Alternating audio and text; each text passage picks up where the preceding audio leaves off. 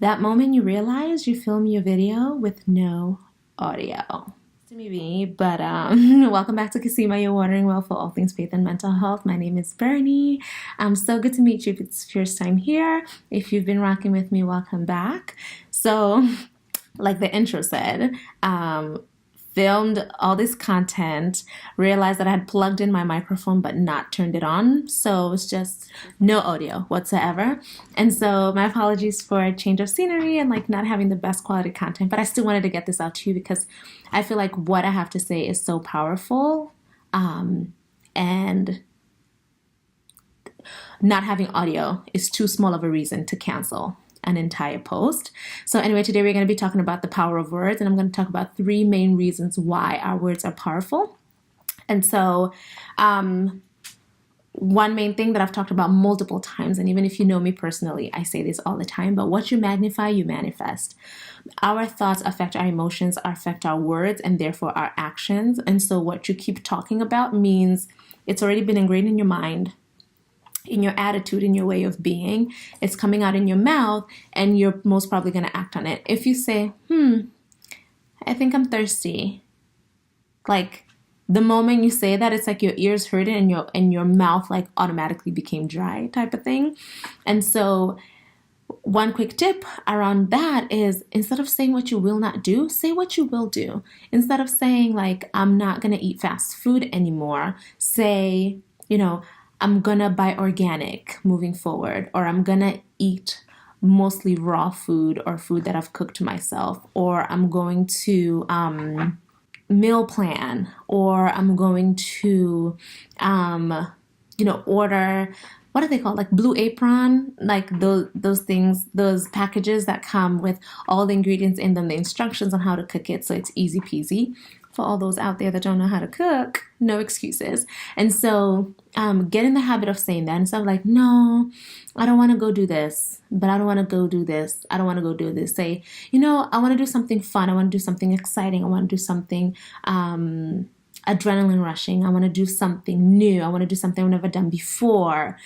Say what you want, not what you don't want. And this happens a lot, especially around Christianity. Like, it's a conversation that's come up multiple times too for me in like my friend circle around like, the world knows what we don't stand for, but a lot of times they don't really know what we stand for. I mean, we stand for love, equality. We stand for connection. We stand for support, empowerment. But most of the time, people just know the thou shalt nots, right? Like, even how many people who call themselves believers or Christians walk around with this thou shalt not attitude, forgetting all these other things that you are able to do. Like, you're able to tell people about this love and joy that you found in a Savior, right? Like, instead of talking about what you don't want, tell people about what you want, and actually, like, you for yourself, sign yourself up into what you want to do and motivate yourself to go get it done.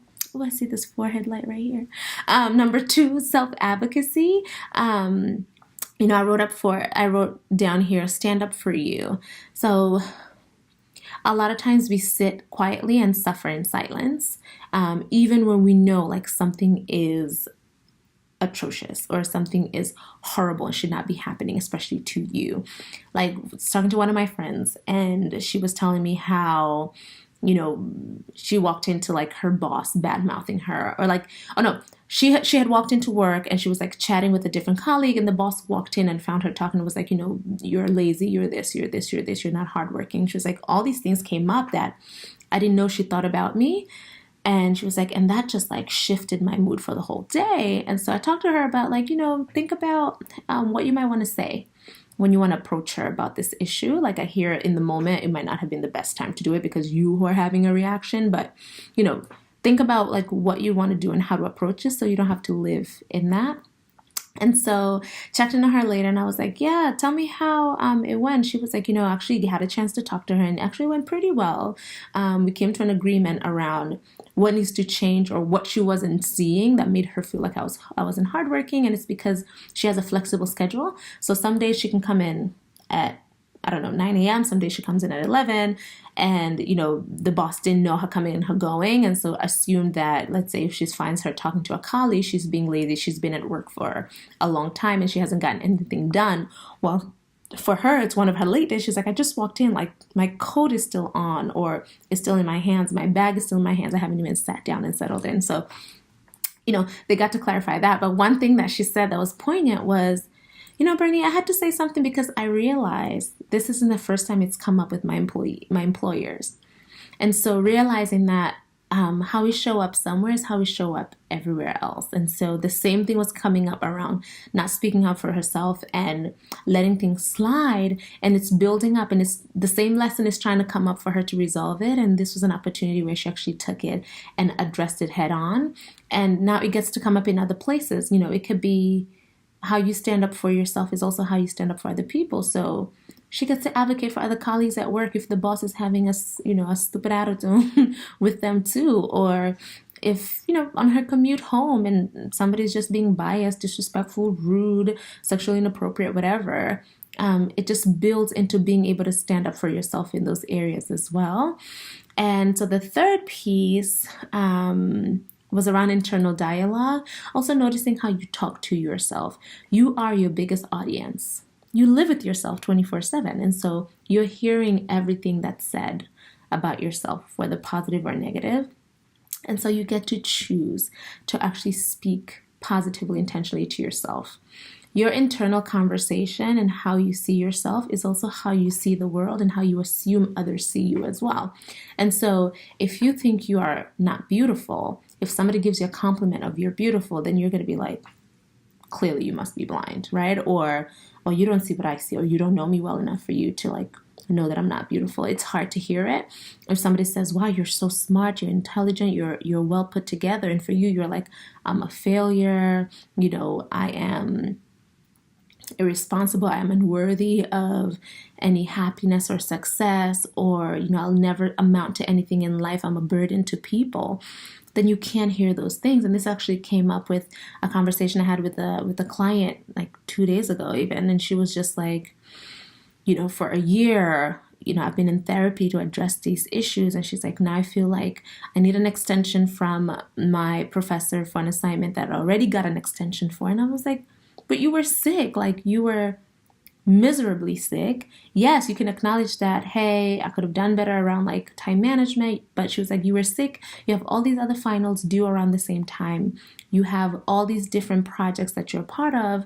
You get to acknowledge like, yes, I could have done things a little bit better, but I'm showing that I'm invested in my work and that I am asking for a little bit more time, and this time I'll be able to get it done. And so for her, I was like, have you ever done this before in a class? She was like, no. And I was like, then you have a reputation that goes before you of you are hardworking, you get stuff in on time. And so your professor is actually okay giving you accommodations or adjusting the deadline for you because they know your history. Trust that. Like, you get to lean on that.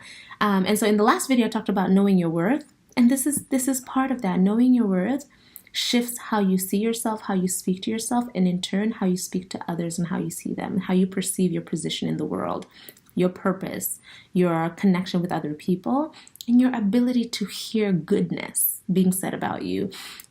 Now it was hard for me before to be like, oh yeah, I'm a kind person, because it feels cocky, it feels prideful, and it felt disingenuous to me. But I realized, no, I choose to be kind to people all the time.